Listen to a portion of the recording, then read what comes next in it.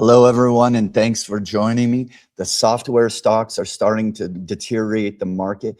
Even though the S&P 500 looks flat, we have a lot of these internals starting to break down. What do you need to know? Let's take a look.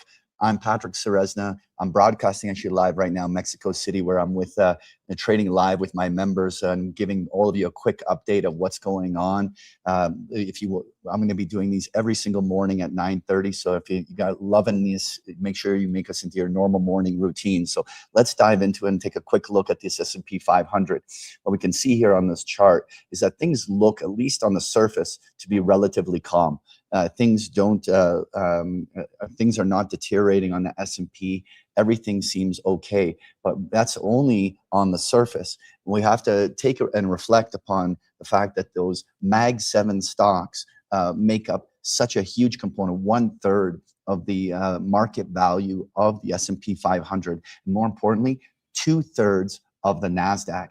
And what we are seeing is that there's a breakdown occurring in the software space, and we're seeing deterioration in a number of the other spaces. And so we have to kind of really size this up and understand what impact this has and what it means for your portfolio. So let's just have a quick peek at where the real problem is right now. And that's, I have here the iShares the tech software sector ETF. What you can observe here is this thing is down almost 30% in just the last few months. This is everything from the Oracles to the Microsofts of the world that are all getting hammered here. This is now getting into a full-on free fall to the downside. Now, when we take a look at the NASDAQ itself, we can observe that we're now broken below the 50-day moving average. We're right back down to the January and December lows, or at least very close to those December lows, after doing a double top retest. One of the things I was saying is that in order for the S&P to go up to the 7,400 level, it really needed a strong Mag 7 earnings, one where all of these Mag 7s are going to be rallying. And we are seeing, other than Apple having a really good run, even Meta is giving back its gains. We're not seeing that big move. And we have Google earnings up to bat later today. And that it's going to be, I think, an important kind of gauge on the sentiment in terms of what's going to happen. Notice here the Mag 7s. This is the Mag 7 index or ETF for those 7 stocks. And you can observe that we keep continuously making lower highs, cannot actually get to any legitimate progress on this market. And this is why I think Google is going to be very important. More importantly, take a look at what's happening with Nvidia. Nvidia this is the extent of Nvidia's rally over the last 2 months. And when you observe that it is the largest component, almost 20% of the composition of the SMH, the semiconductor index, this semiconductors ripped to a full measured move on the upside, and Nvidia didn't even uptick during that entire period. And so if this is rolling over and Nvidia rolls over, we're seeing a lot of these things starting to show the vulnerabilities in the market. The other thing that really saved the market over the last few months was the breadth widening. And so you can observe here the S&P 500 number of stocks above the 50-day moving average improved from 30% all the way up to 75% over the last couple months, as a lot of the other stocks within the index were doing all of the heavy lifting and hard work to drive that market higher. And what we're seeing here is that this is now slowly deteriorating. If you look here, this is the S&P 500 equal weight index, which is diluting the impact of the Mag 7s. You can see it was a very strong performer over the last 2 months and really has stalled out here. Not a negative signal yet, but if we see the breadth of the market here start to roll over, and we have the Mag 7 selling, we have some problems. And we have to immediately start looking at what would a market correction look like under those circumstances. And now, have we seen the big breakdowns on this yet? Can the bulls still save it? Sure, they can still save it, but the situation is deteriorating and you have to pay attention. The XLF, the financials, right here, it came right down to a Fibonacci zone. They disappointed all on their earnings. This is your quintessential beta 1 asset. And they really, if the S&P was destined to go to 7,400, we should have seen the financials bounce and start to participate, and they're not. And this is, again, an issue. If we see this break to a lower low and head down to 52, 51, there's a problem.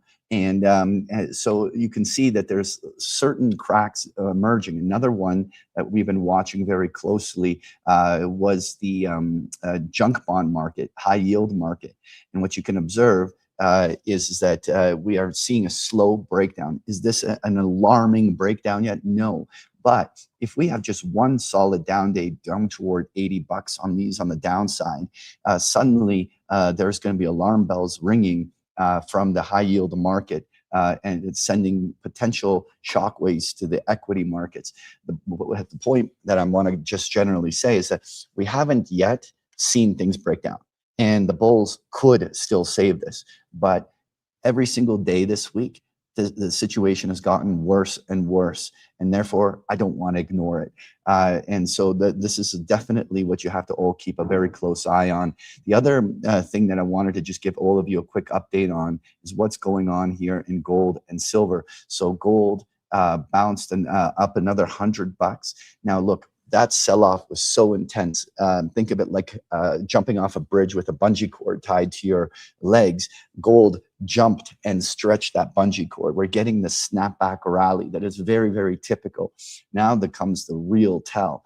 If gold cannot make any legitimate progress above 5,200, which is where a lot of the Fibonacci retracement zones lie, and rolls over from there, that would really solidify that there's at least a short to intermediate high in gold, and that the rest of the first quarter is very likely to be gold consolidation.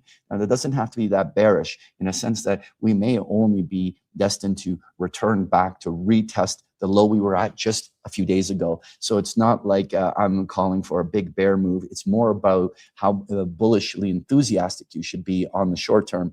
Very likely, it's going to be a multi-month consolidation before we have potentially a setup for a second or third quarter rally in gold again. And so look for this to find some resistance here. 5,200 is going to be a very critical and key level to watch for all of you. All right, everyone.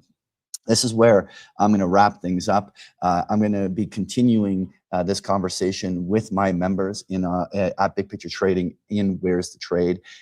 You can all join with a free trial if you want to see how we take all of these ideas and turn them into trades.